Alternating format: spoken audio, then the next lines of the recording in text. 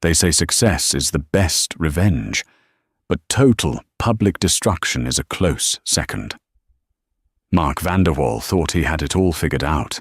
He had the corner office, the Italian sports car, and the perfect excuse to dump the woman who supported him when he was nobody. He told her she didn't fit his new tax bracket. He told her she was invisible. But 3 months later, at the biggest gala of the year, Mark learned a painful lesson. Be careful who you step on while climbing up the ladder, because they might be holding the one hand that can drop you. When the doors opened and the billionaire walked in, he wasn't there for business. He was there for her. The clinking of silverware against fine china at Le Bernardin usually sounded like music to Mark Vanderwall's ears. It was the sound of exclusivity, of Manhattan's elite dining on Dover Sole that cost more than most people's weekly grocery budget. But tonight, the sound was irritating him. He checked his Rolex Submariner for the 3rd time in 5 minutes. Across the table, Sarah Jenkins smiled nervously. She smoothed the fabric of her dress, a modest blue floral print she'd bought at Macy's 3 years ago. It was her special occasion dress. She looked at Mark, her eyes sparkling with a mixture of hope and anxiety. They had been together for 5 years. 5 years of Sarah editing his resumes, Sarah ironing his shirts before interviews, Sarah paying the rent while he finished his MBA. Tonight was their anniversary. Mark had been acting secretive all week. He had just landed the vice president position at Vertex Dynamics, a tech firm specializing in AI defense contracts. The salary bump was astronomical. Sarah was certain, absolutely certain, that the velvet box in his pocket wasn't a myth. "Mark," Sarah said softly, reaching across the table to touch his hand. "You've barely touched your wine. Is everything okay?" Mark pulled his hand away. The motion was subtle, but sharp. He took a sip of the Pinot Noir, swishing it around his mouth as if trying to wash away a bad taste. "We need to talk, Sarah," he said. His voice didn't have the warmth she was used to. It was the voice he used for junior analysts who missed their KPIs. Sarah's heart skipped a beat. "Okay? You sound serious. Is it about the promotion? Did something happen?" "The promotion is fine. Better than fine," Mark said, leaning back in his chair. He looked at her, really looked at her, with a gaze that felt like a cold scan. "That's actually the point. Vertex Dynamics isn't just a job, Sarah. It's a lifestyle. I'm going to be interfacing with senators, foreign investors, tech moguls. My life is about to change drastically."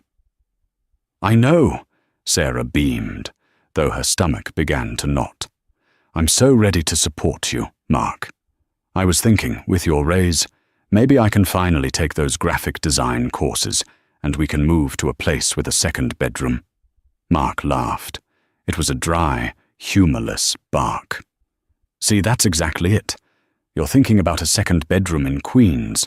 I'm looking at penthouses in Tribeca."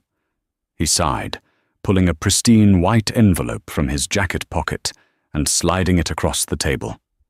It wasn't a velvet ring box. "Sarah, look, you're a great girl. You really are. You were exactly what I needed when I was a struggling grad student eating ramen. You're comfortable. Domestic." "Comfortable," Sarah whispered, the blood draining from her face. "But I'm not that guy anymore," Mark continued, his confidence swelling. "I'm a VP now. I need a partner who reflects that. Someone who can walk into a gala and turn heads, not someone who looks like they wandered in from a bake sale. Someone with pedigree."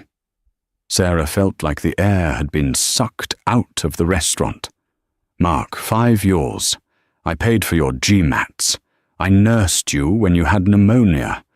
You're breaking up with me because I'm not fancy enough? It's not just the clothes, Sarah.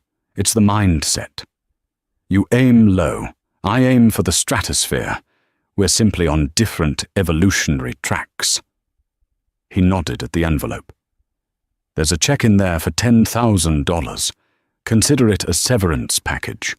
Repayment for the rent you covered back in the day. I want a clean break. No crying, no scenes. I have a reputation to maintain. Sarah stared at the envelope. It felt like a slap in the face. She looked up at him, tears welling in her eyes, blurring the image of the man she thought she was going to marry. "You think you can buy me off?" she asked, her voice trembling. "I think I'm being generous," Mark scoffed. "Take the money, Sarah. Buy yourself a new wardrobe. Find a nice accountant or a school teacher. That's your speed." He signaled the waiter. "Check, please." As the waiter arrived, Mark stood up, buttoning his tailored blazer. "Actually, I have to go. I have a meeting with the board. You can handle the bill with the cash in the envelope, right? Keep the change." He didn't look back. He walked out of the restaurant, strutting like a king, leaving Sarah sitting alone in the middle of the busiest, most expensive room in New York, with a severance check sitting next to her untouched wine glass. She didn't touch the envelope. Instead, she picked up her phone. Her hands were shaking so hard she almost dropped it. She dialed a number she hadn't used in a very long time. "Hello?" A deep, calm voice answered on the second ring.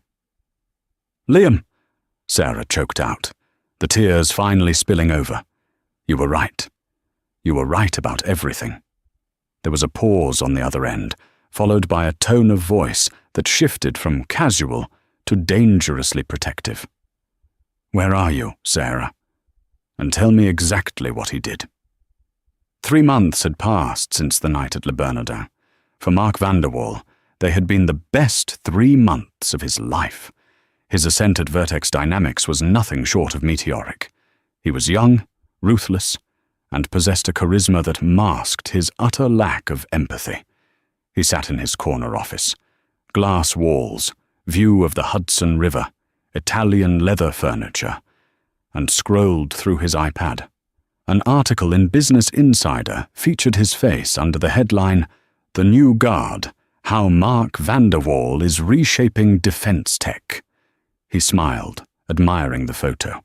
He looked powerful.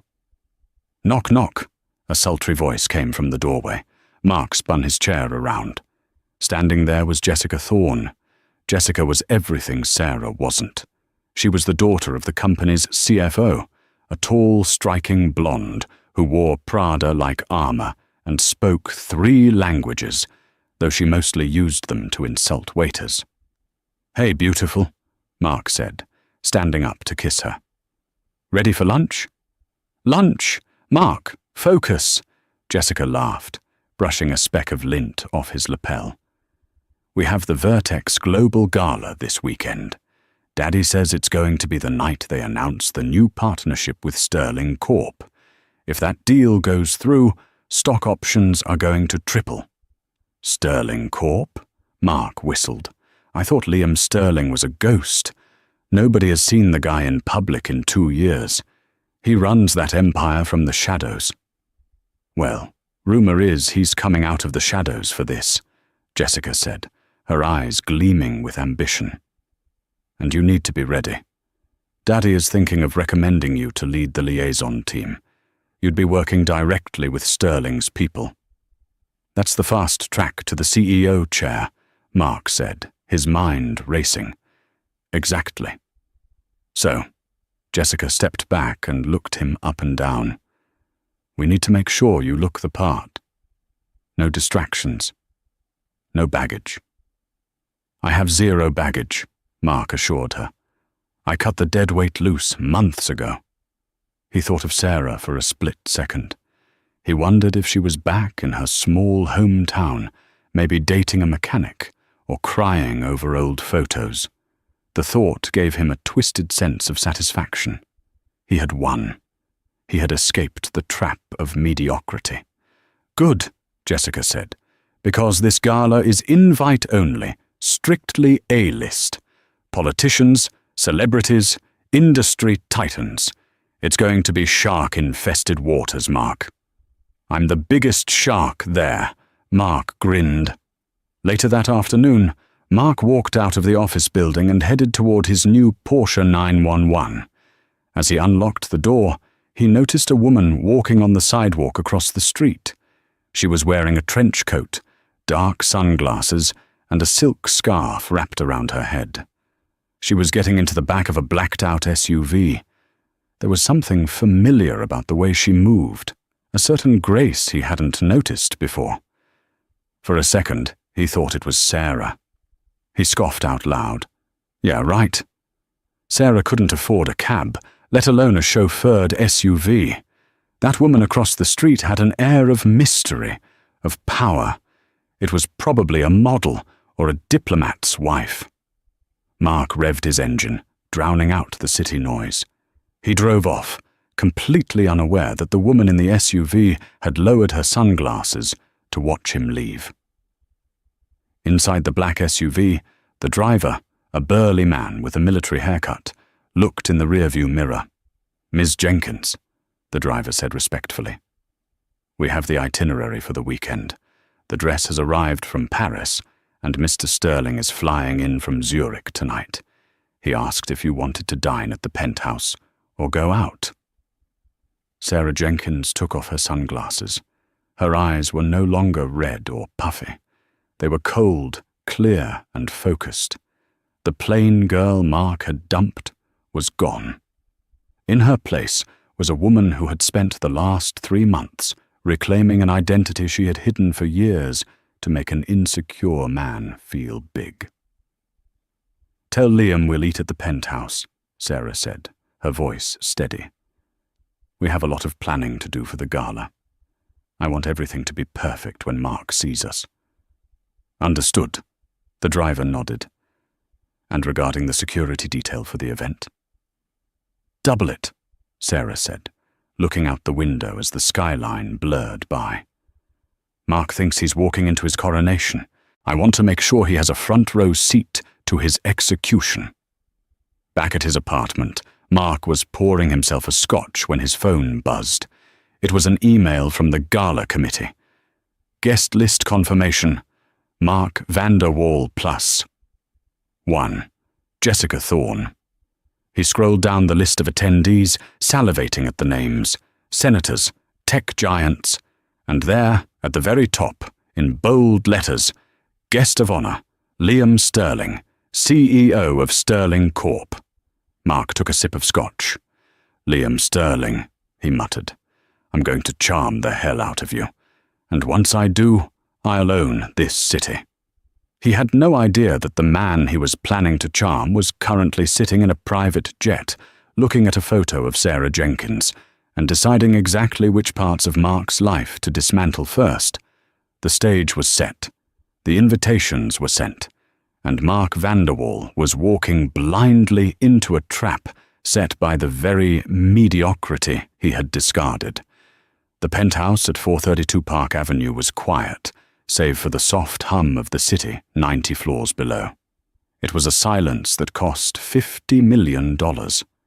Liam Sterling stood by the floor-to-ceiling window, staring out at the Manhattan grid. He was a man who took up space, even when he wasn't moving.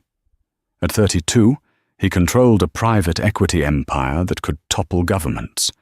He was known in the business world as the silencer, because he didn't argue during negotiations. He simply ended them. But right now, the most powerful man in New York looked like a worried teenager. "Are you sure about this, Sarah?" he asked, not turning around. "We can just buy Vertex Dynamics tomorrow morning. I can fire him by noon. I can make sure he never works in anything other than a fast food drive-through for the rest of his life. We don't need the theatrics." Sarah Jenkins walked into the room. She wasn't wearing the Macy's floral dress anymore. She was wearing a silk robe that flowed around her like water. Her hair, usually tied back in a messy bun during her time with Mark, was now cascading in loose, glossy waves. She walked up to Liam and placed a hand on his back.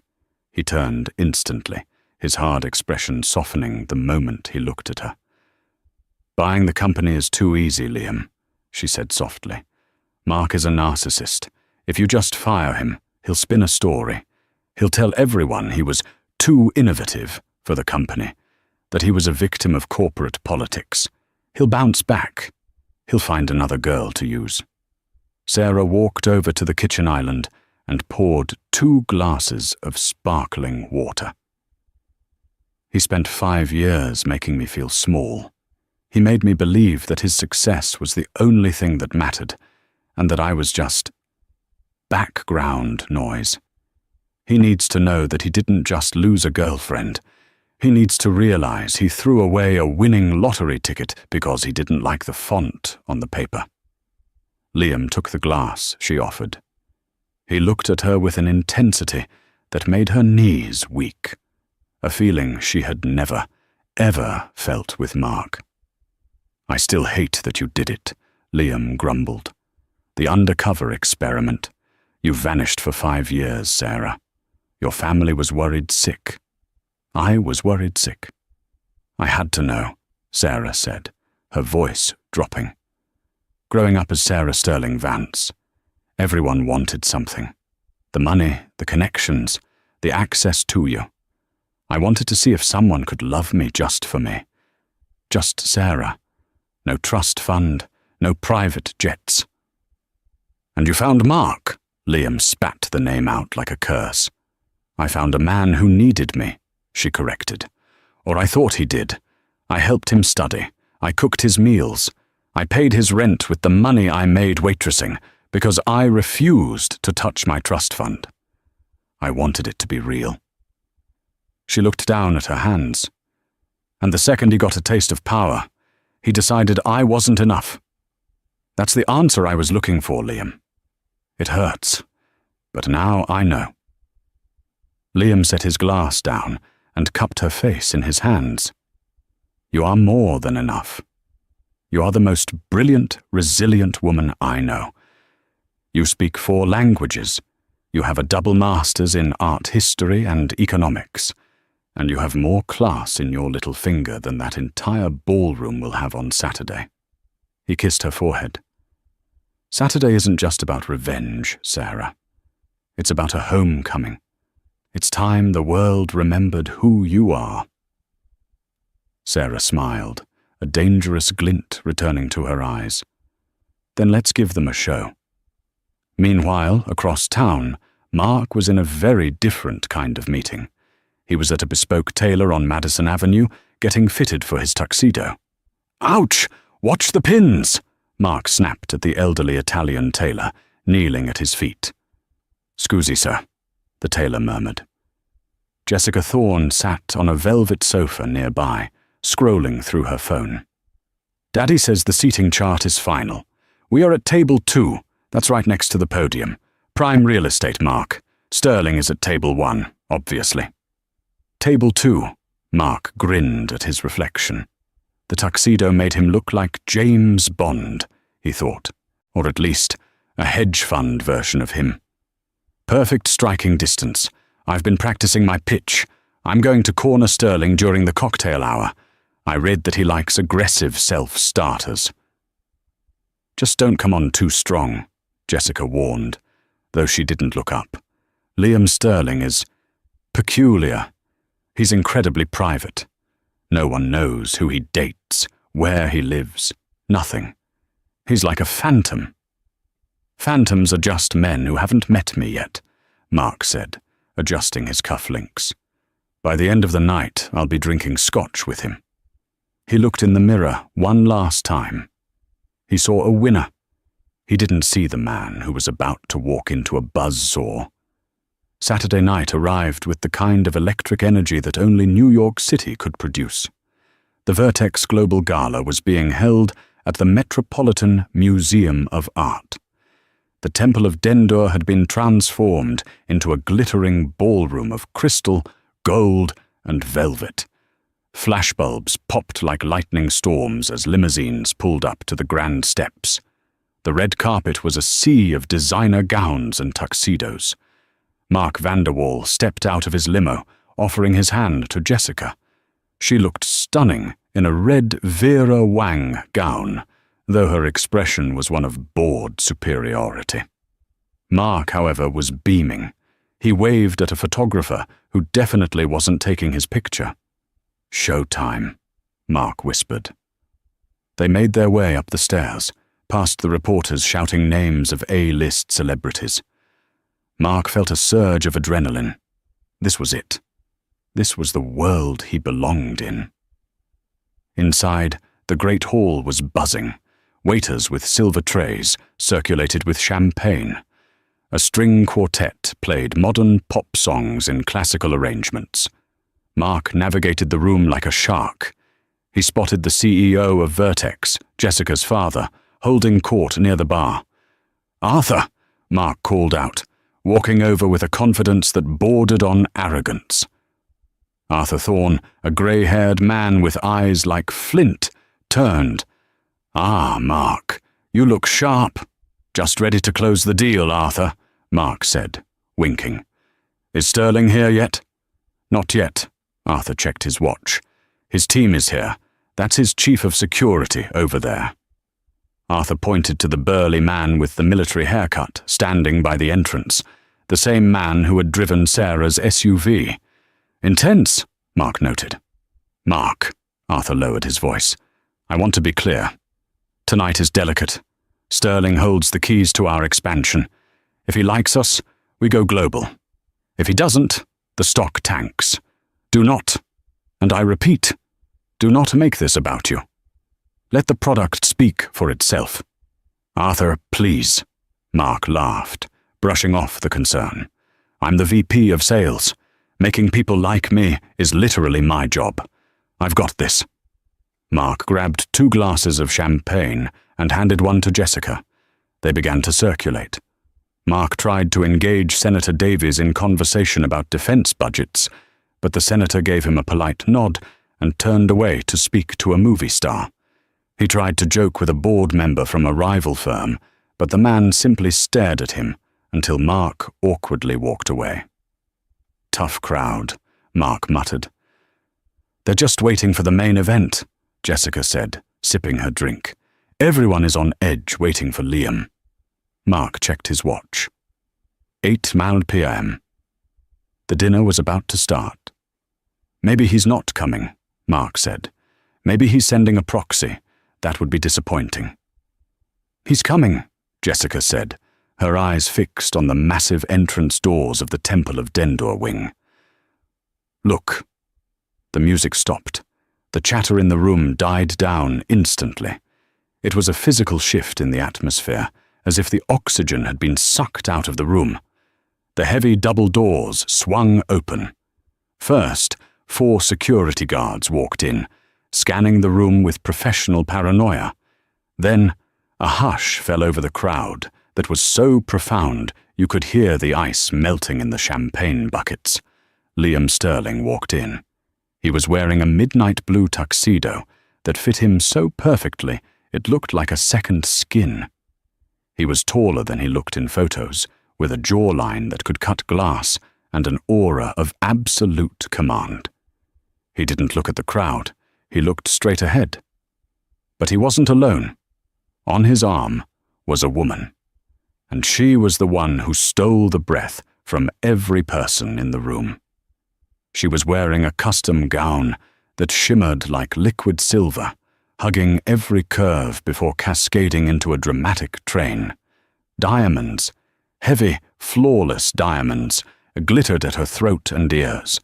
Her hair was styled in old Hollywood waves, and her makeup was impeccable, highlighting high cheekbones and striking eyes. She held her head high, moving with a regal grace that made Jessica Thorne look like a clumsy amateur. Mark, standing near table 2, squinted. The lights were bright, and the woman was facing slightly away from him as she descended the stairs with Liam. "Who is that?" Jessica whispered, sounding genuinely jealous. "I've never seen her. Is she a model? Royalty?" "I don't know," Mark said, entranced. "But she's magnificent." He watched as Liam Sterling whispered something to the woman, and she laughed, a clear, melodic sound that carried across the silent room. She turned her head to scan the crowd. Her eyes swept over the sea of faces, past the senator, past the CEO, and then her eyes locked onto Mark. Mark froze.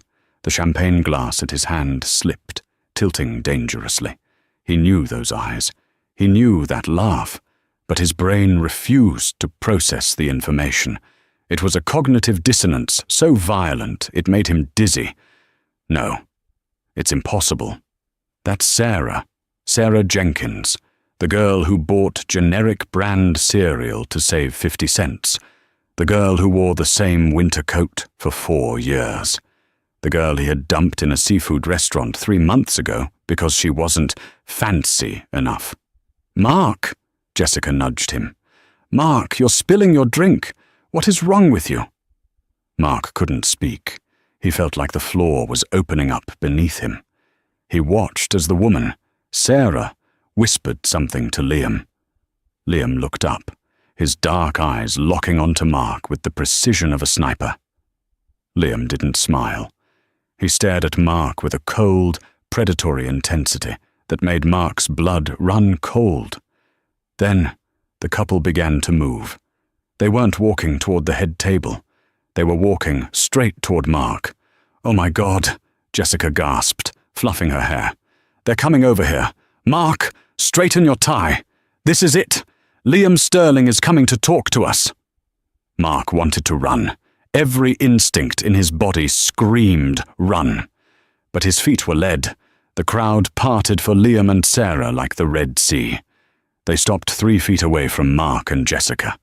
Up close, Sarah was even more breathtaking. The sheer wealth radiating off her was blinding. Jessica stepped forward, extending her hand, her voice trembling with excitement. "Mr. Sterling, it is such an honor. I'm Jessica Thorne, and this is Mark Vanderwall, our Vice President of—" Liam ignored Jessica's hand. He didn't even look at her. He looked only at Mark. "Mark," Liam said. His voice was deep, smooth, and terrified everyone within a 20-foot radius. "I've heard so much about you." Mark swallowed hard, his throat dry as sandpaper. Mr. Sterling, the pleasure it's mine." He tried to look at Sarah, but he couldn't bring himself to meet her eyes. "And your companion?" Sarah stepped forward. She didn't look angry. She looked amused. She looked at him the way a scientist looks at a bug under a microscope. "Hello, Mark," she said. Her voice was the same, yet completely different. It lacked the timidity, the eagerness to please. It was the voice of a woman who owned the building. "Sarah," Mark whispered, the name strangling him. "But how?" Jessica looked between them, confused. "Wait, you know each other?" "Mark, you know Liam Sterling's date?"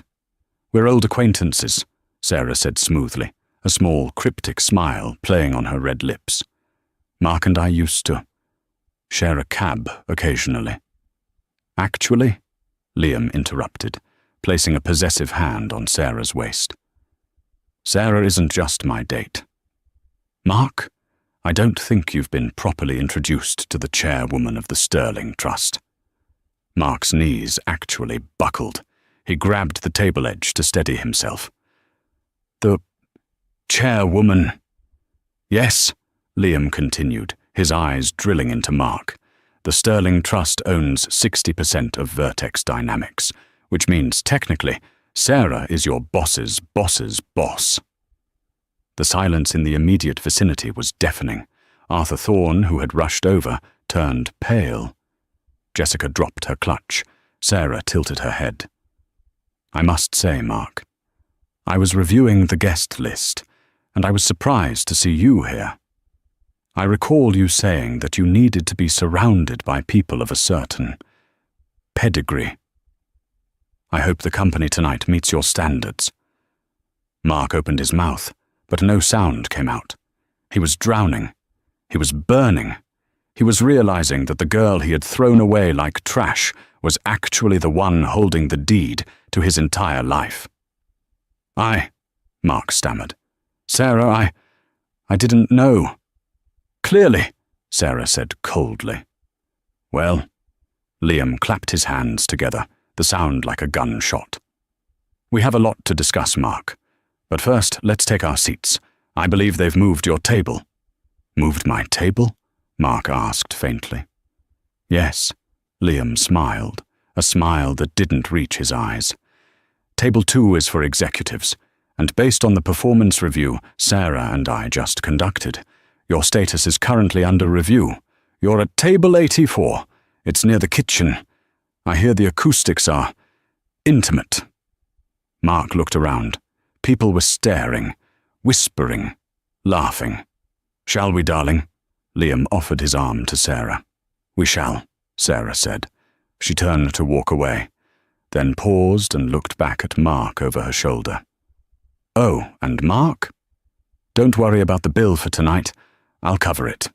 Consider it part of your severance. She turned and walked away, the diamonds on her back glittering like stars, leaving Mark standing in the ruins of his ego, while the entire room watched him crumble. But the night was just beginning, and Sarah wasn't done yet. Table 84 was exactly as humiliating as Liam Sterling had promised. It was tucked behind a large decorative pillar, directly adjacent to the swinging double doors of the catering kitchen. Every time a waiter burst through with a tray of filet mignon, a gust of hot, garlic-scented air hit Mark in the face. Mark Vanderwall sat in stunned silence. His expensive tuxedo felt like a costume now. Beside him, Jessica Thorne was furiously texting on her phone. She hadn't spoken to him since the incident in the entryway. The other guests at the table were the overflow attendees, a junior IT intern who had won a lottery to attend, a retired accountant who was deaf in one ear, and a freelance photographer eating rolls as fast as he could. This is a mistake, Mark muttered, mostly to himself. It's a test, that's what it is. Sarah is testing me. She wants to see if I can handle pressure. Jessica looked up from her phone, her eyes filled with venom. A test? Mark, you dumped the chairwoman of the Sterling Trust in a seafood restaurant. You told her she wasn't fancy enough. Do you have any idea how much trouble I'm in? My father is going to kill me for bringing you. I can fix this, Mark insisted, adjusting his cuffs. I just need to talk to her alone. She loved me for 5 years, Jess. You don't just turn that off. She's doing this to make me jealous. It's a power play. I respect it, actually. Jessica stared at him with open disgust. You are delusional. The lights in the vast hall dimmed. A spotlight hit the main stage, where a podium made of frosted glass stood waiting.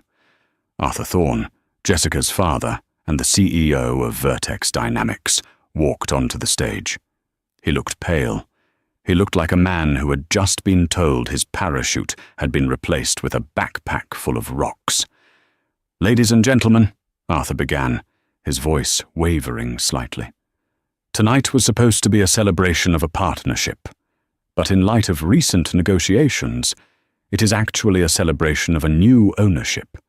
It is my distinct honor to introduce the new majority owner of Vertex Dynamics, Mr. Liam Sterling. Polite applause rippled through the room, though a murmur of confusion accompanied it. A takeover? Tonight? Liam Sterling took the stage. He didn't need the microphone. His presence alone filled the room. He looked out over the crowd, his eyes scanning, until they found the pillar near the kitchen. He knew exactly where Mark was. Thank you, Arthur, Liam said smoothly. Business is often about numbers, margins, KPIs, stock value. But at the Sterling Trust, we believe business is fundamentally about character. He paused, letting the word hang in the air. Recently, I was reminded of how rare true character is. We live in a world where people climb ladders by stepping on others, where loyalty is traded for networking opportunities, where people judge value based on the label on a dress rather than the person wearing it. Mark felt a bead of sweat trickle down his temple. "I have a story to tell you," Liam continued, his voice dropping to a conversational yet dangerous volume. There was a young executive, ambitious, talented. He had a partner who supported him when he had nothing. She paid his rent. She edited his resumes. She cooked his meals. And the moment he got his first taste of success, the moment he got a title, he discarded her. The room went deadly silent. You could hear a pin drop. "He told her she didn't fit his new tax bracket," Liam quoted, his tone dripping with disdain. "He gave her a check for $10,000, a severance package for 5 years of love, and walked out to meet his board members."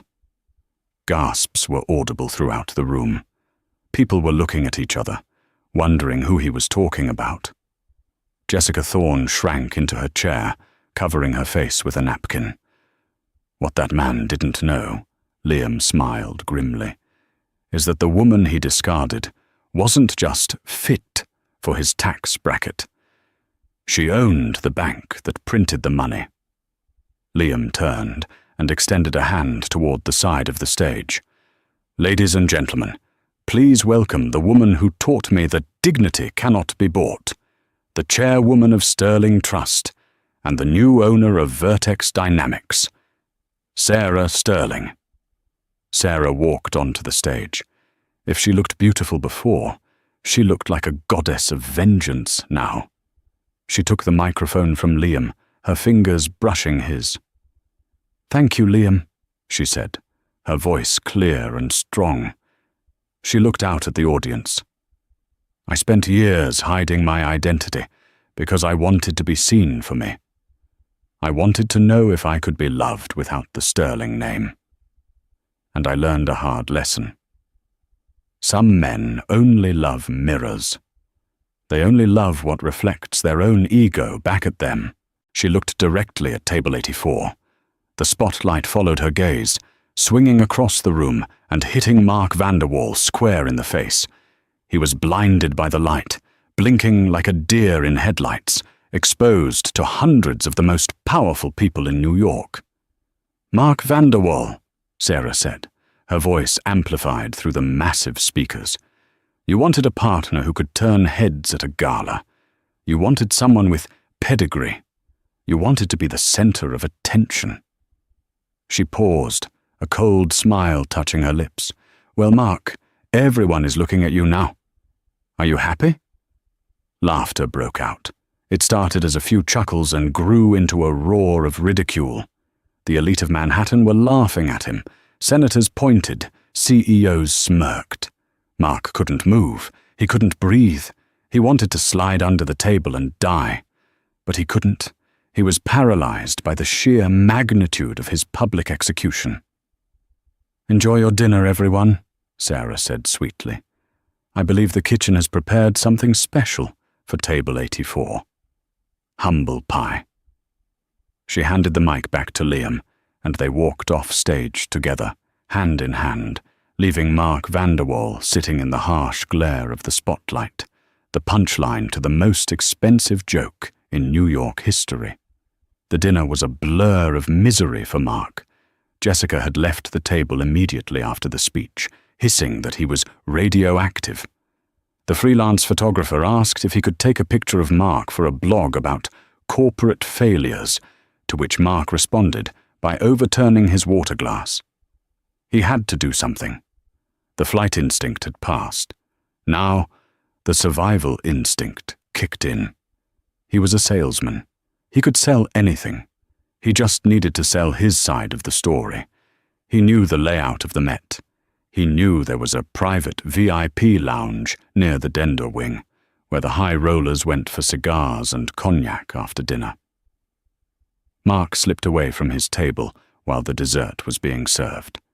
He loosened his tie, splashed cold water on his face in the bathroom, and gave himself a pep talk in the mirror. "She's emotional. She's hurt.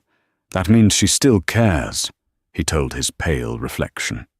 Play the victim. Tell her you were scared.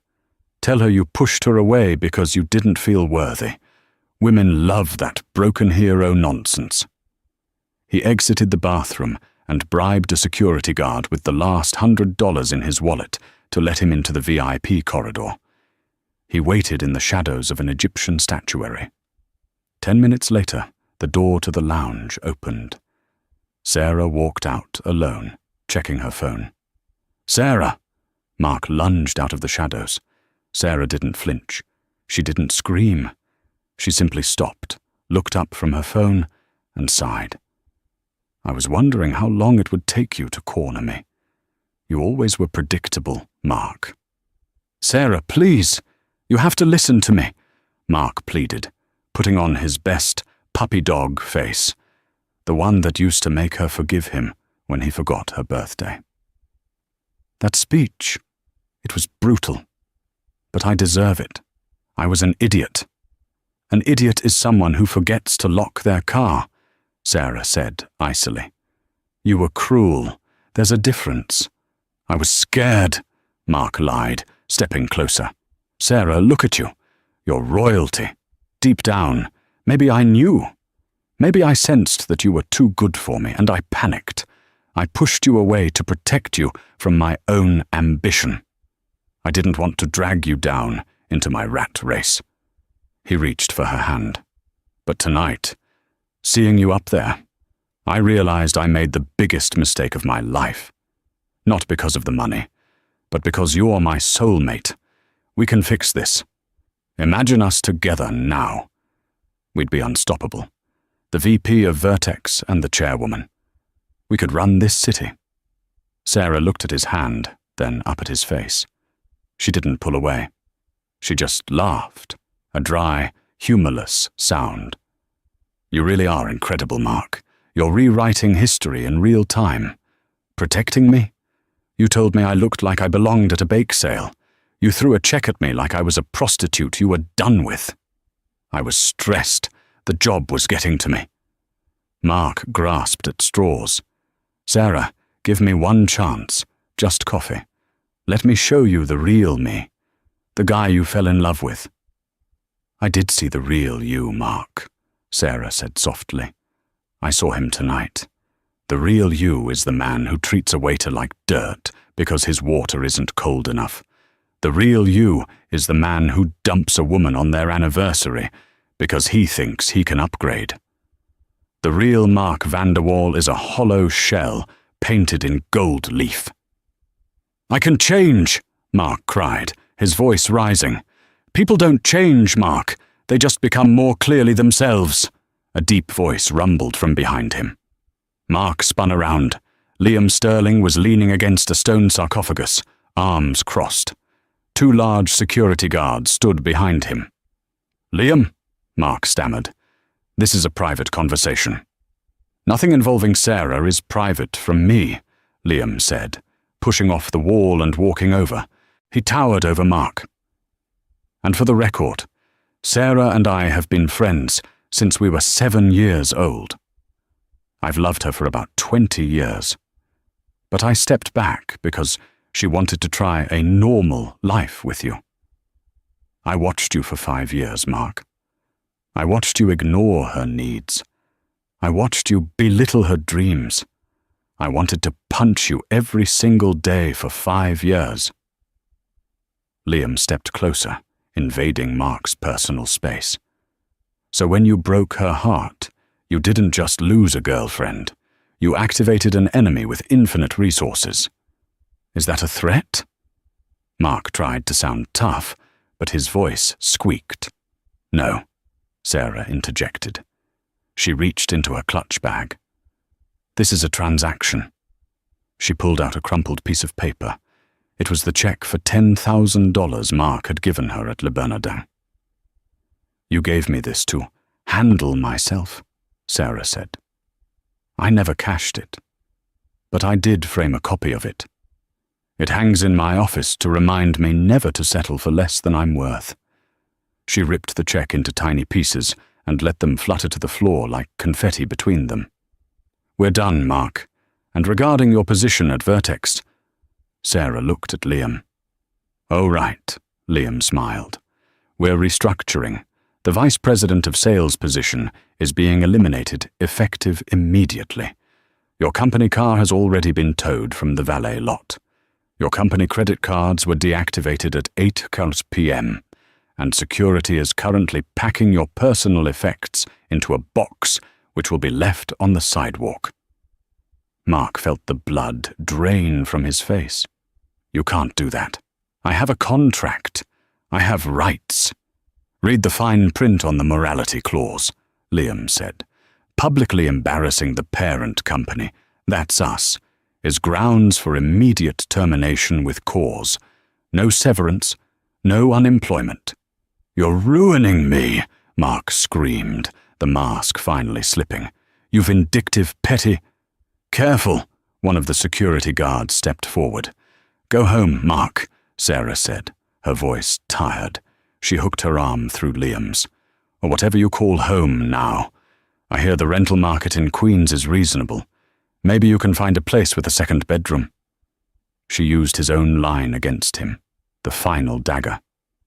Mark watched them walk away down the marble corridor. He was alone. No job, no car, no girlfriend, no future. He looked down at the torn pieces of the $10,000 check on the floor. He fell to his knees, frantically trying to piece them together, scrambling like a beggar in the dust. But it was too late. The pieces were too small, and his hands were shaking too hard. The descent, the fall didn't happen all at once. It wasn't a quick drop. It was a slow, agonizing slide down a mountain of jagged rocks. The morning after the gala, Mark woke up in his Tribeca apartment. For a split second, he thought it was a nightmare. Then he saw his phone. He had 42 missed calls. None were from friends. 3 were from his landlord, reminding him that his corporate lease guarantee had been revoked by Vertex Dynamics. 5 were from credit card companies, notifying him of immediate account closures due to risk assessment updates. And 1 was from the leasing agency for his Porsche. By noon, the tow truck was downstairs. Mark stood by the window, watching his beloved 911, the symbol of his status, the metal shell of his ego, being hoisted onto a flatbed. A group of teenagers walked by, laughing and filming it on their phones. "Hey, isn't that the guy from the memes?" one of them shouted. Mark shut the blinds. He checked social media. It was worse than he imagined. A video of Sarah's speech had gone viral. It had 3 million views. The hashtag #JaHumblePie was trending on Twitter, accompanied by a zoomed-in photo of his face looking terrified in the spotlight. He tried to call Jessica Thorne. He needed an ally. He needed someone to tell him it wasn't that bad. "The number you have dialed is no longer in service," the automated voice chirped. She had changed her number. She had scrubbed him from her Instagram. To Jessica, and to the rest of the high society, he so desperately wanted to join. Mark Vanderwall never existed. 6 months later, the fluorescent lights of Gadget World in a strip mall in New Jersey hummed with a headache-inducing buzz. "I'm telling you, the box was open when I bought it," a large man in a sweat-stained t-shirt yelled, slamming a toaster oven onto the counter. Mark Vanderwall sighed, rubbing his temples. He was wearing a blue polo shirt that was 1 size too big, with a name tag that read Mark, Assistant Manager Trainee. "Sir," Mark said, his voice devoid of the smooth, sales pitch cadence he used to have. "The receipt is 3 months old, and there is a piece of burnt pizza stuck to the heating element. I can't refund this." "I want to speak to your manager," the man spat. "I am the manager," Mark said, lying. The real manager was a 22-year-old kid named Tyler, who spent most of the day playing games on his phone in the break room. "And the answer is no." The man grabbed the toaster and stormed off, knocking over a display of discount batteries on his way out. "Great," Mark muttered. He walked around the counter and knelt to pick up the batteries. As he was on his hands and knees, scrambling for AA batteries on the dirty linoleum floor, a pair of shiny Italian leather loafers stopped in front of him. Mark froze. He knew those shoes. He used to own a pair just like them. He looked up. Standing above him was Greg Miller. Greg had been a junior analyst under Mark at Vertex. Mark used to make Greg fetch his coffee and dry cleaning. He used to call Greg sport and steal his ideas for board meetings. Greg looked different. He was wearing a tailored suit. He looked confident. "Mark?" Greg asked, tilting his head. "Is that you?" Mark stood up, his face burning red. He dusted off his knees, trying to regain a shred of dignity. "Greg. Hey. Yeah, just helping out a friend who owns the place, consulting on retail logistics." Greg looked around the sad, empty electronics store. He didn't buy it for a second. "Wow," Greg said, a look of pity crossing his face. That pity was worse than anger. "Life comes at you fast, huh?" "I'm actually weighing a few offers right now," Mark lied, his heart hammering. "Thinking of moving to London. Private equity." "Right," Greg smirked. "Well, good luck with that. I just came in to buy a charger. I'm on my way to the airport. The company is flying the senior team to Zurich for the merger celebration. Everyone got a 20% bonus thanks to the Sterling takeover." Greg grabbed a charger from the rack. "It's amazing working for Sarah Sterling, by the way. She actually knows everyone's name. She promoted me last week. It's funny. She said she learned exactly how not to treat employees from her ex." Greg dropped a $20 bill on the counter. "Keep the change, Mark. Consider it a tip." Greg walked out. Mark watched him go. He looked at the $20 bill. He wanted to rip it up. He wanted to scream, but he couldn't. He needed the money for lunch. The final blow. Mark's lunch break was spent on a cold metal bench outside the strip mall, eating a sandwich he had made at home with stale bread. The wind whipped a discarded newspaper across the parking lot. It caught on the leg of the bench. Mark reached down to push it away, but the headline stopped him cold. It was the Sunday business section of the New York Times. The $1 billion heart, Sarah Sterling on love, leadership, and the merger of the century. Mark's hands trembled as he picked up the paper. There was a full-page photo of Sarah. She looked older, wiser, and breathtakingly beautiful. She wasn't wearing the flashy diamonds from the gala. She was wearing a simple white blouse, sitting in a sunlit garden, laughing at something off camera. He read the article, devouring every word like a starving man. "I think for a long time, I equated love with sacrifice," Sarah said in the interview. "I thought that if I made myself smaller, it would make my partner feel bigger. But I learned that the right partner doesn't want you to be small. The right partner builds a castle where you can both be giants." The interviewer asked, "There were rumors about a dramatic breakup right before you took over Vertex.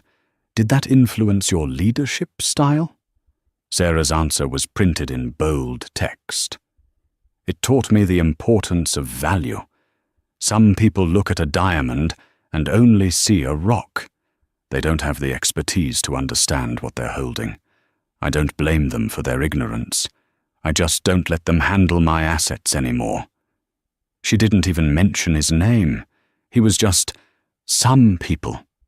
He was a generic example of bad judgment. Mark flipped the page. There was another photo. This one was of Sarah and Liam Sterling. They were walking on a beach in the Hamptons. Liam was looking at Sarah not like an acquisition or a trophy, but like she was the only person in the world. The caption read, "Liam Sterling and Sarah Sterling to wed this June at their private estate in Lake Como." Mark dropped the newspaper. It fluttered to the asphalt, landing in a puddle of muddy water. Sarah's smiling face stared up at him through the murky liquid. A realization washed over Mark, colder and heavier than the New Jersey wind. He hadn't just lost a rich girlfriend. He had lost a woman who would have stood by him if he lost his job. He had lost a woman who would have loved him if he was sick. He had lost the only real thing in his fake, plastic life. "Hey, break's over," Tyler, the manager, yelled from the store entrance. "Someone threw up in the video game aisle. You need to mop it up." Mark looked at the newspaper one last time. "Coming," he whispered. He stood up, buttoned his cheap polo shirt, and walked back into the fluorescent purgatory he had built for himself. The view from the top 4,000 miles away, the air smelled of jasmine and expensive champagne. The terrace of the Villa d'Este in Lake Como overlooked the shimmering dark water. The sun was setting, painting the Alps in shades of violent violet and gold. Sarah Sterling leaned against the stone balustrade. She took a deep breath, tasting the clean air. "You're hiding," a deep voice said. She turned to see Liam walking toward her. He held 2 flutes of vintage Dom Perignon. "I'm not hiding," Sarah smiled, taking a glass. "I'm just breathing. It's been a crazy year." "Regrets?" Liam asked, leaning next to her, his shoulder brushing hers, warm and solid. "None," she said instantly. Then she paused. "Actually, maybe one. I regret that I spent so much time trying to prove I was worthy of love, instead of finding someone who just gave it freely." Liam turned to face her. He reached out and tucked a loose strand of hair behind her ear. His touch was gentle, reverent. "Well," Liam said softly, "you have the rest of your life to get used to the free kind." "Is the guest list for the wedding finalized?" Sarah asked, changing the subject, her eyes dancing with mischief. "It is," Liam nodded. "And before you ask, no, we did not invite anyone named Mark." Sarah laughed. It was a full, rich sound that echoed off the ancient stones of the villa. "I wasn't going to ask. I honestly forgot he existed until you said the name." She turned back to the lake, looking out at the horizon, where the water met the sky. She thought about the girl she used to be, the girl in the Macy's dress, terrified of saying the wrong thing at dinner. That girl was gone.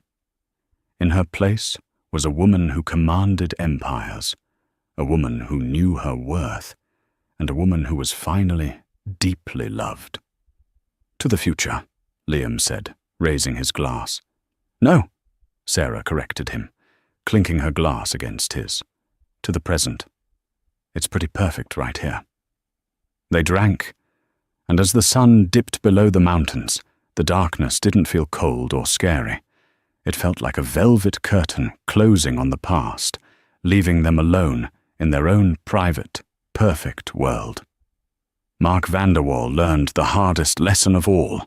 When you treat people like stepping stones, you eventually run out of ground to stand on. He chased the illusion of success, the shiny cars, the titles, the validation of strangers, and lost the reality of love. Sarah's journey from a heartbroken girlfriend to a billionaire CEO proves that your value isn't defined by how others treat you, but by who you truly are. Never underestimate the quiet ones, because they might just own the building you're standing in. What would you have done if you were Sarah? Would you have forgiven Mark, or was his punishment exactly what he deserved? Let me know in the comments below. If you enjoyed this story of karma and justice, please smash that like button, subscribe to the channel, and hit the notification bell so you never miss a twist. Thanks for watching.